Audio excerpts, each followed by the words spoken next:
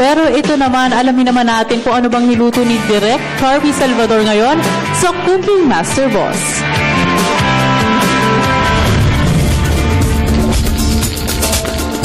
Hello everyone! Welcome to Cooking Master Boss. Today I'm going to give you tips on how to make a pizza and of course a pasta na partner niya.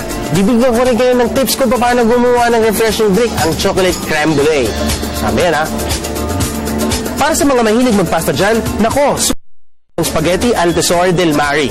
Para sa Tesoro del Mare, ito ang mga ingredients: chili oil, garlic, tomatoes na diced, basil, chili flakes, mussels, scallops, at matapos natin kumpletuhin ang ating mga ingredients, ito ang ating procedure.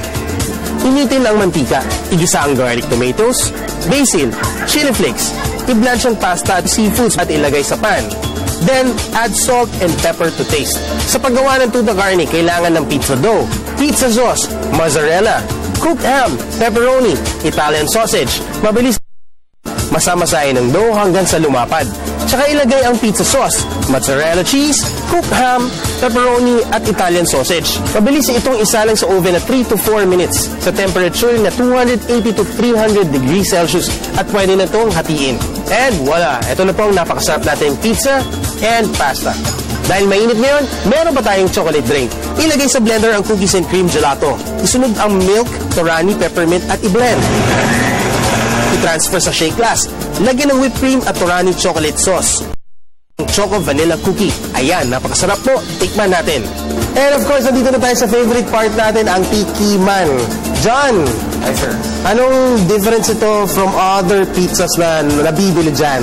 One of the pizza brand na meron siyang, nagluluto siya sa pugon. Talaga yung flavor of the ingredients na meron po tayo dun sa mga pizza po natin is talagang lumalabas. Lasang-lasa ko pa rin ng authentic. Lasang Italy, kaya siyempre, pag kumain ka ng pizza, kakain ka rin dapat ng pasta. Spaghetti al Tesoro del Mare or on English term po, siya po yung seafood.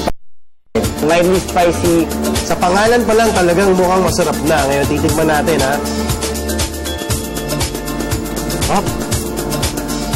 Wow! Hindi naman mawawala sa panlasang Pinoy ang matamis. Our gelato shake. We call this one the chocolate crumble. Nakalimutan ko yung pangalan mo tsaka yung pangalan ko. Ang sarap! Talagang nga naman napakasarap at napakalinamnam ng ating kinain na pizza and pasta for today. Meron pa tayong refreshing chocolate drink, di ba? Kaya kung na-miss mo ang aming mga ingredients, visit our Facebook page, www.facebook.com/CMBGMB. Ako po ang inyong Cooking Master Boss for today. See you again next week.